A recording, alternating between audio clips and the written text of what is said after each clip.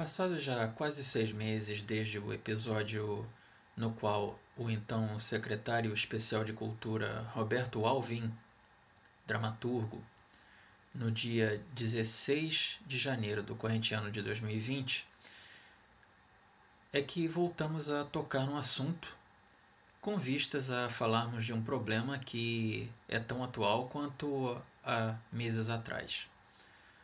Na época não faltaram especialistas em toda a mídia. É inegável que o tal trecho do discurso proferido por Roberto Alvim tenha mesmo feito referência a uma fala do ministro da propaganda do Terceiro Reich. Aqui apresentaremos algumas breves possibilidades de interpretação desse fato.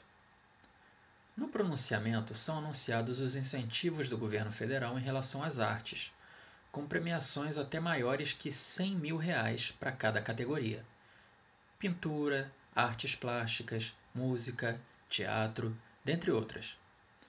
Bem antes desses anúncios, é que Alvim cita a tão referida fala de Joseph Goebbels.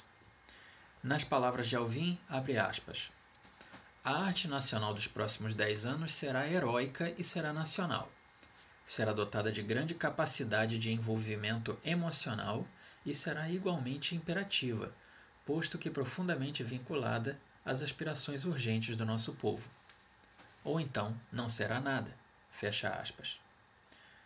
Comparemos agora com o texto original.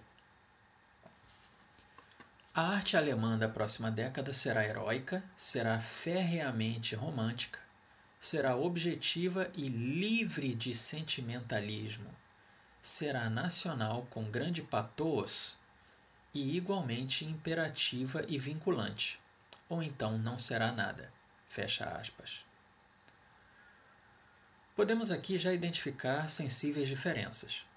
O discurso do alemão fala em romantismo, mas do romantismo como um movimento literário e cultural de maneira geral, que foi uma tendência tanto no século XIX em diversas nações, quanto nas décadas de 1930 e 40.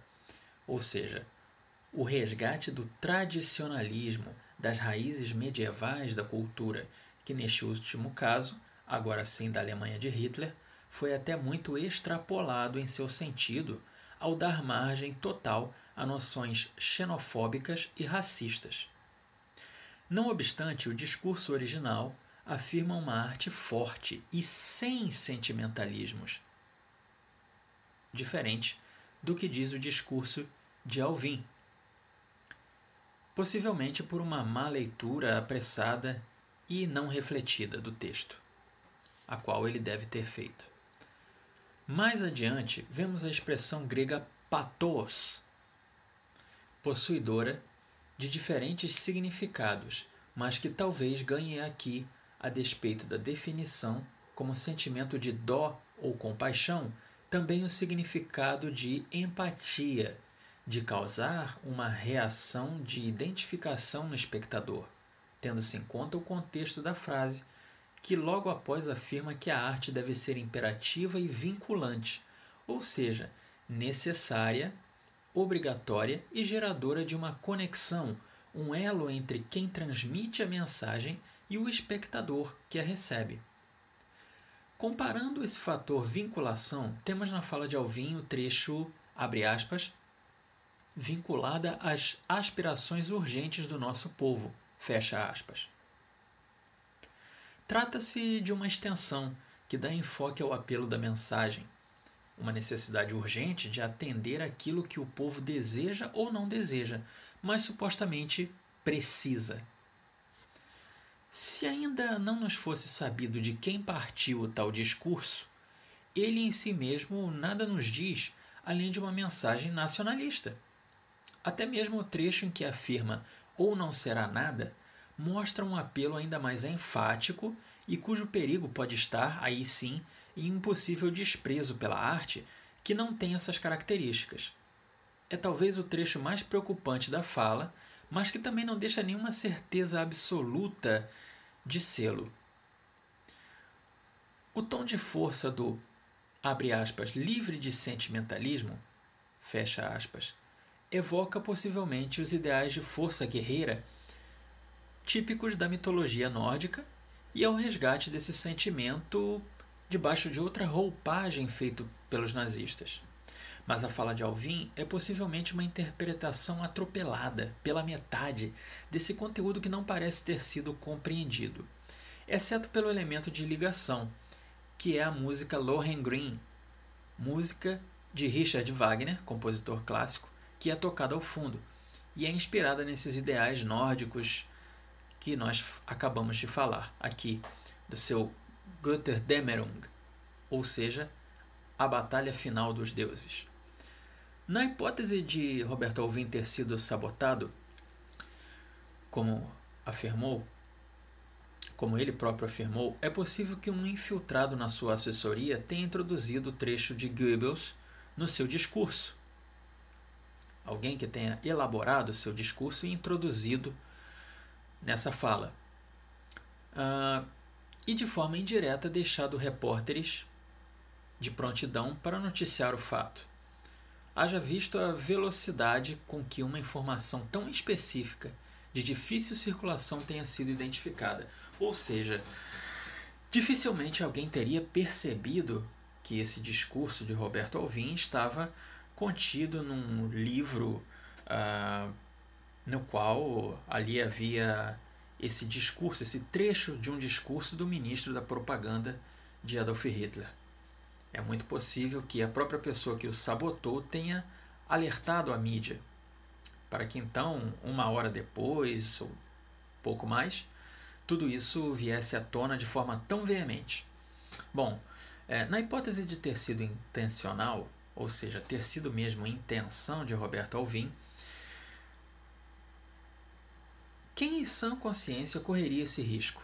É muito mais verossímil que, caso não seja inocente, Alvim tenha achado interessante apenas esse conteúdo psicológico, apenas essa parte, esse conteúdo persuasivo da frase de Goebbels, de haver pensado que, a despeito das malvadezas de Goebbels, o tom de robustez do discurso, de seriedade, de segurança, de firmeza da fala, refletida na sua postura facial e corporal também, que foi ridicularizada, inclusive, pelos opositores da esquerda no Brasil, desse momento.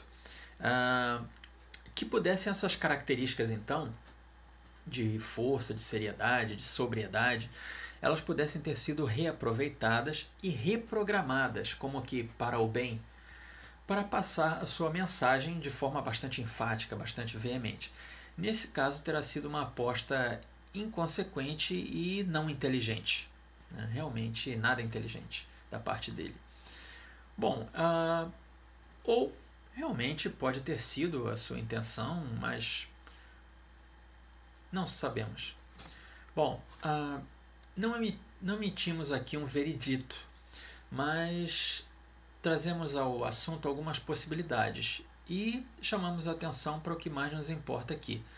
Na extrema imprensa esquerdista, mais ainda que a falsa associação do presidente Jair Bolsonaro ao hitlerismo, o que está sendo condenado é o patriotismo. E esse sim é o objetivo do nosso vídeo, e por isso trazemos esse assunto à tona novamente. Identificado com o nacionalismo exacerbado, todo nacionalismo é considerado pela atual mídia como fascismo. Não existe moderação para eles, não existe diferença. Essa falsidade intelectual da mídia cumpre uma função social, que é a de consolidar o divórcio entre as pessoas e a percepção da realidade objetiva dos fatos, de que as pessoas comuns são patrióticas, sim, mas não xenofóbicas. Há, portanto, uma falsa associação de todo e qualquer tipo de patriotismo ou nacionalismo com o nazismo. E isso é proposital, com o objetivo de que acabar com o patriotismo nas pessoas comuns.